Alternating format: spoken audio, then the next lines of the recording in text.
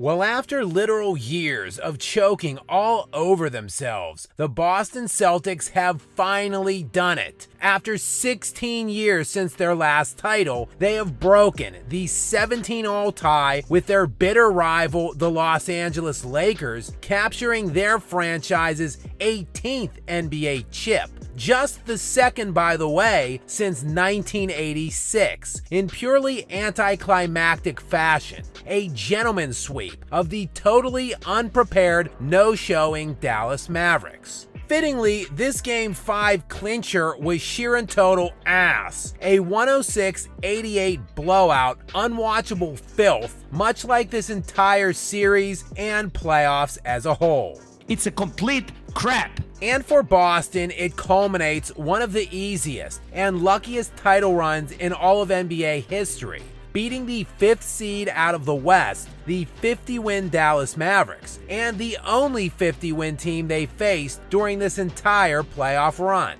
The Mavericks, meanwhile, following a seemingly magical Western Conference playoff run, were complete and utter no-shows in these NBA Finals, behind their two grossly negligent superstars being embarrassingly touted as the best backcourt ever less than 2 weeks ago. And neither Luka Doncic or Kyrie Irving were anywhere to be found when it really mattered during this series. And for the run overall, it isn't necessarily even about the records of the teams faced by Boston, but the teams and players they beat along the way. Avoiding the top 3 teams in their conference, the weaker by far of the two conferences, mind you. With the best player in the conference, Giannis Antetokounmpo, of course, suffering a calf strain near the end of the regular season, which ended up keeping him out of the Bucks' entire first-round series loss to the Indiana Pacers.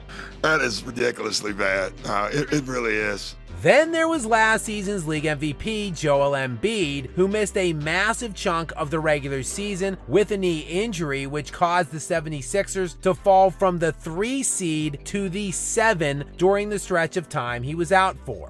He then was a shell of himself during the playoffs after re-aggravating the injury in Philadelphia's first-round loss to the Knicks. The Knicks, speaking of them, who amid the Giannis and Embiid injuries were able to shoot up from the 4 to 5 seed line for much of the season all the way to the 2 seed by the end of the regular season, and they too had their share of injury issues. As they entered their matchup with the Indiana Pacers in the Eastern Conference semifinals, already without all-star forward Julius Randle for the entire postseason, they then lost OG Anunoby for half of the series, and that was all before Jalen Brunson broke his hand in Game 7.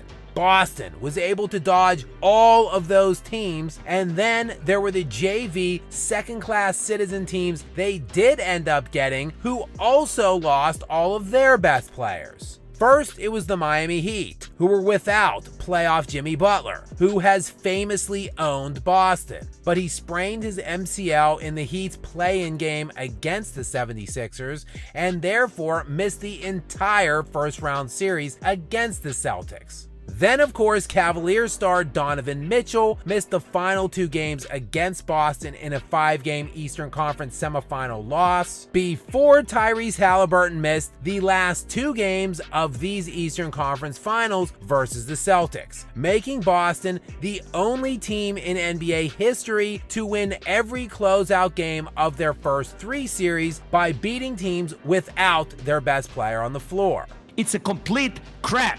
And that pathetic run, authored by one of the greatest regular season teams ever. And it wasn't just the 64 wins, nor was it the fact they won their conference's 1 seed by a whopping 14 games. This team was the number 1 rated net offensive team in the NBA during the regular season, while they were the 2nd rated defense, all to produce a historical net differential of plus 11.34 points per game, which was the 5th best of all time, behind only the 71-72 Lakers, the 70-71 Bucks, the 95-96 Bulls, and the 2016-2017 Warriors. 4 of the greatest teams in NBA history. the 71 Bucks, which featured a duo of Kareem Abdul-Jabbar and Oscar Robertson, the Wilt, Jerry West, and Gail Goodrich Lakers pairing that still holds the all-time NBA record for longest win streak of 33 games, the 72-win Chicago Bulls in 95-96, and the KD Warriors in their first year together.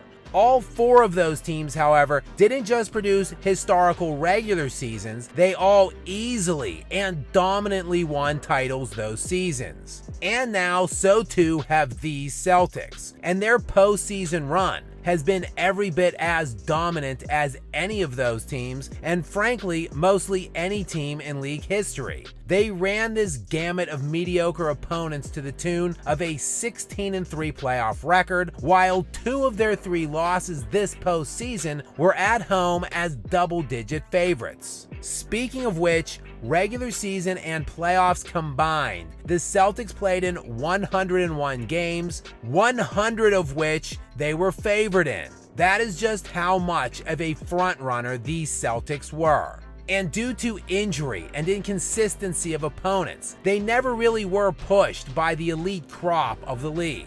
But as the saying goes, it is what it is. To the victor goes the spoils. Frankly, the Showtime Lakers, while they may well have faced beasts in the actual finals round, typically had laughable opponents throughout their entire Western Conference runs. Likewise for the vast majority of the most recent Golden State Warriors dynasty. Somehow they cakewalked through virtually the only down years the Western Conference has had in the last 25 years. What I'm saying is, history likely won't remember the context. It typically never does. Only results. And as we stand here and now, the Boston Celtics are the 2024 NBA champions. Jason Tatum, while clearly the second best player in these entire playoffs, losing out not just the conference finals MVP, but this finals MVP as well to teammate Jaylen Brown, who pathetically wasn't even named All-NBA third team this season, but nonetheless, Tatum